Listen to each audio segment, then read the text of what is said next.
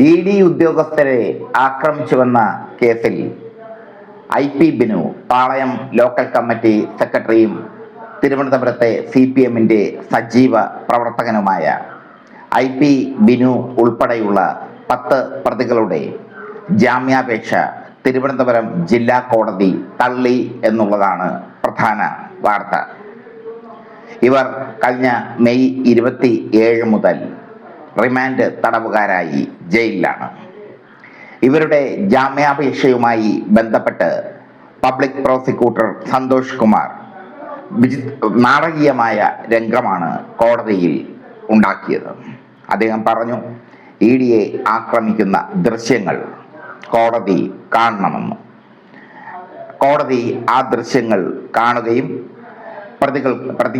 പ്രതികൾക്ക് ജാമ്യം നിഷേധിക്കുകയും ചെയ്തു.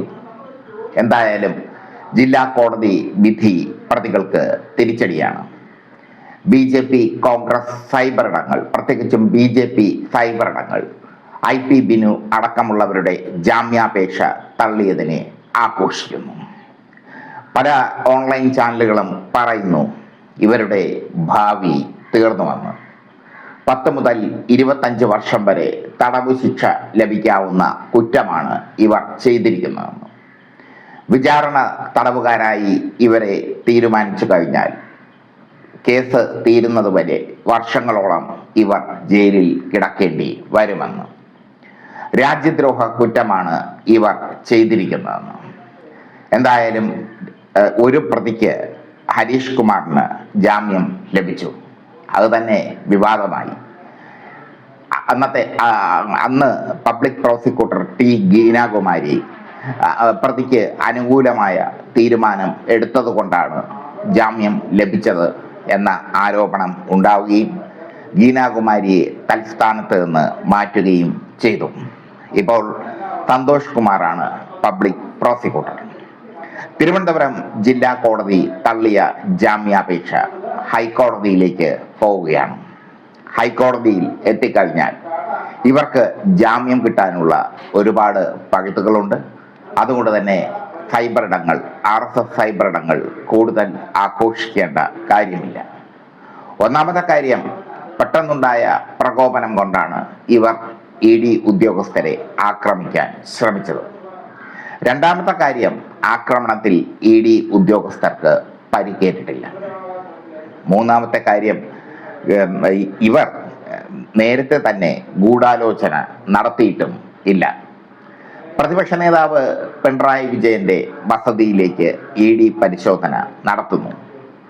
ചാനലുകൾക്ക് അത് ബ്രേക്കിംഗ് ന്യൂസായി കിട്ടി. പിണറായി വിജയന്റെ വീട്ടിൽ ED പരിശോധന, പിണറായി വിജയനെ അറസ്റ്റ് ചെയ്യും എന്നിങ്ങനെയുള്ള വാർത്തകളാണ് ചാനലുകൾ കൊടുത്തത്. അതവർക്ക് കോടതിയിൽ കാണിക്കാൻ, കോടതിയെ ധരിപ്പിക്കാൻ പറ്റും. അങ്ങനെയുള്ള വാർത്തകൾ വന്നപ്പോൾ വീണയെ അറസ്റ്റ് ചെയ്യുമെന്നുള്ള വാർത്തയല്ല വന്നത്, മറിച്ച് പിണറായി വിജയനെ അറസ്റ്റ് ചെയ്യും എന്നുള്ള വാർത്തയാണ് വന്നത്. അതൊക്കെ പ്രതികൾക്ക് അനുകൂലമായ ഘടകമാണ്. ചാനലുകൾക്ക് ഇതിൽ വലിയ പങ്കുണ്ട്. പിണറായി വിജയനെ അറസ്റ്റ് ചെയ്യും, പിണറായിയെ പുറത്തിറങ്ങാൻ അനുവദിക്കുന്നില്ല, അത് ഏകദേശം ശരിയുമായിരുന്നു. പിണറായിയെ ഈ റെയ്ഡ് നടത്തിയപ്പോൾ പുറത്തിറങ്ങി പ്രവർത്തകരെ അഭിസംബോധന ചെയ്യാൻ അനുവദിച്ചില്ല ED ഉദ്യോഗസ്ഥർ. അപ്പോൾ പിണറായിയെ പുറത്തിറങ്ങാൻ അനുവദിച്ചില്ല തുടങ്ങിയ വാർത്തകൾ നിരന്തരം ചാനലുകൾ വഴി സംപ്രേഷണം പുറത്തുവിട്ടുകൊണ്ടിരുന്നു. ഇത് കാണുമ്പോൾ ജനങ്ങൾ ഒരാഹ്വാനവും കൂടാതെ, സാധാരണ CPM ആഹ്വാനം നടത്തിയാൽ മാത്രമാണ് ജനങ്ങൾ പ്രതികരിക്കുക, അല്ലെങ്കിൽ സഖാക്കൾ പ്രതികരിക്കുക. ഇത് പിണറായി വിജയനെ അറസ്റ്റ് ചെയ്യാൻ പോകുന്നു എന്ന് പറഞ്ഞപ്പോൾ സഖാക്കൾ കൂട്ടത്തോടെ അവിടേക്ക് എത്തുകയായിരുന്നു. ആ സഖാക്കളുടെ മനസ്സ് കലുഷിതമായിരുന്നു. സതീശൻ സർക്കാരും മോദി സർക്കാരും ചേർന്ന് പിണറായി വിജയനെ അറസ്റ്റ് ചെയ്യിക്കുന്നു എന്നൊരു സംഭാഷണമാണ് അവിടെ ഉണ്ടായിരുന്നത്. അത് റിപ്പോർട്ട് ചെയ്യാൻ പൊളിറ്റിക്സ് കേരള ഉണ്ടായിരുന്നു. അതുകൊണ്ട് പൊളിറ്റിക്സ് കേരളയ്ക്ക് അത് കൃത്യമായി അവരുടെ മാനസികാവസ്ഥ മനസ്സിലാക്കാൻ സാധിക്കും. എന്തായാലും അതിനുശേഷമാണ് നിർഭാഗ്യകരമായ സംഭവങ്ങൾ അരങ്ങേറിയത്.